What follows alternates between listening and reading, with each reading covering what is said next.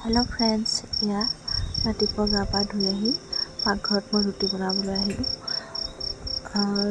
আমাৰ মানে কি হয়, ৰাতিপুৱা সোনকালে মানে ৰুটি বনোৱা হৈ যায়। 6টামান বজাতে মানে ৰুটি বনাবই লাগে। অংকুশৰ দেউতাক মানে কামলৈ যায় যে, সেইটো কাৰণে মানে সোনকালে ৰুটি বনাব লাগে। আৰু আমাৰ কাৰণে বনাই থৈ দিওঁ, ৰুটি মই একেলগতে বনাই থৈ দিওঁ। আৰু এয়া গৰুৰ কাৰণে, গৰুক মানে ৰুটি দিয়া নিয়ম আছে যে, সেইটো কাৰণে গৰুক মানে ৰাতিপুৱা ৰুটি দিবই লাগে। আৰু এয়া ভাৰ্গৱো স্কুললৈ ৰেডি হৈ গ'ল। ইয়াত মানে কি হয়, অংকুশে থৈ আহেগৈ আধা ৰাস্তাত, আৰু লগৰ মানে কাৰোবাক পালে মানে লগাই দিয়ে আৰু সি বাকীডোখৰ গুচি যায়গৈ। আৰু এয়া মই ফুলকবি আৰু আলুগুটি কাটি লৈছোঁ আমাৰ কাৰণে বনাবলৈ।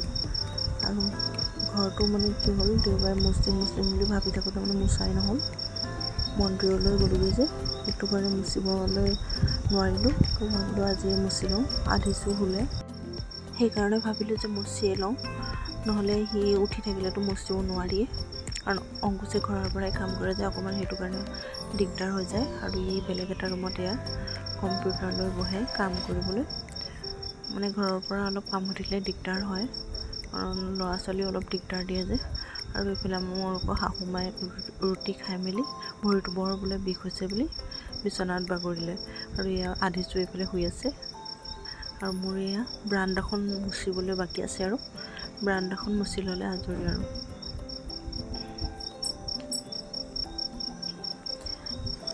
এয়া ভাৰ্গৱো আহি পালেহি স্কুলৰ পৰা আহি পাইহি মানে তাৰ টিভি চাবলৈ হৈয়ে যায়। আৰু আধিছোঁ মানে কি হয়, স্কুল গ'লেগৈ ভাৰ্গৱ মানে ভাগো কৈ থাকিব, কিন্তু আহিলে হ'লে সিহঁত দুটাৰ ৰাহি যোৰা একেবাৰে নাহে।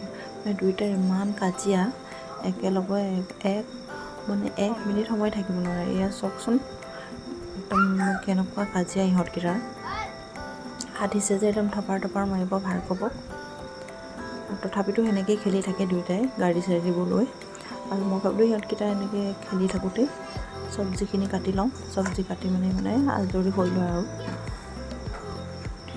সিহঁতকেইটা খেলি থকা সময়তে মই মানে এটা কাম মানে সেনেকৈয়ে কৰি লওঁ। আৰু এয়া আধিছে চাওকচোন, দৌৰি আহিছে গোহালিলৈ।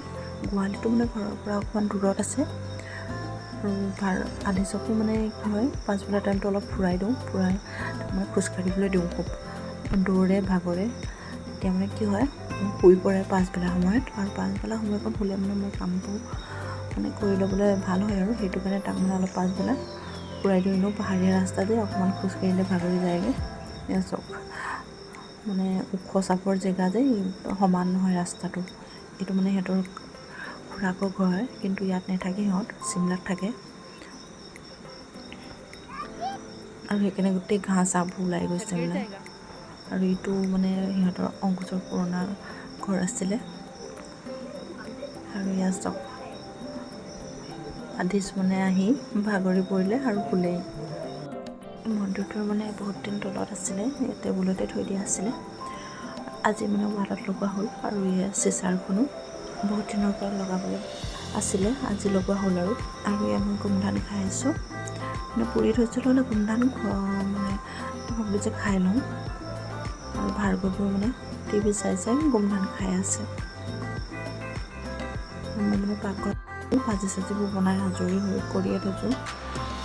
আৰু এয়া আটা লগাই থৈ দিছিলোঁ আগতীয়াকৈ, কাৰণ আটাবোৰ আগতীয়াকৈ লগাই থৈ দিলে অলপ কোমল হয় ৰুটিবোৰ। সেইটো কাৰণে মানে আগতীয়াকৈ আটাটো লগাই থৈ দিয়া হয়। আৰু এইফালে আজি ৰঙালাও ভাজি বনাই থৈছোঁ। ৰঙালাও আৰু ভোল একেলগতে বোলে বনাই দিয়ে শাহুমাই, তো সেইটো কাৰণে একেলগতে মিক্স কৰি বনাই থৈছোঁ। আৰু এইটো আমাৰ ভাত, আমি মানে অংকুশ আৰু মই ভাতে খাওঁ। আৰু ভাৰ্গৱেও মানে কি হয়, গাখীৰ ভাত বিচাৰে, সেইটো কাৰণে মানে ভাতটো আমাৰ কাৰণে পতা হয়। আৰু ৰুটি মানে সিহঁতৰ ঘৰৰ মানুহে চাউলটো কমেই খায়, ভাতটো। আৰু সিহঁতৰ কাৰণে মানে ৰুটি বনাবলগীয়া হয়। আৰু মই মানে কি হ'ল, গোমধান এডোখৰ আছিলে, বোলো খাই পিনে শেষ কৰি লওঁ, তাৰপিছতে ৰুটি বনাম।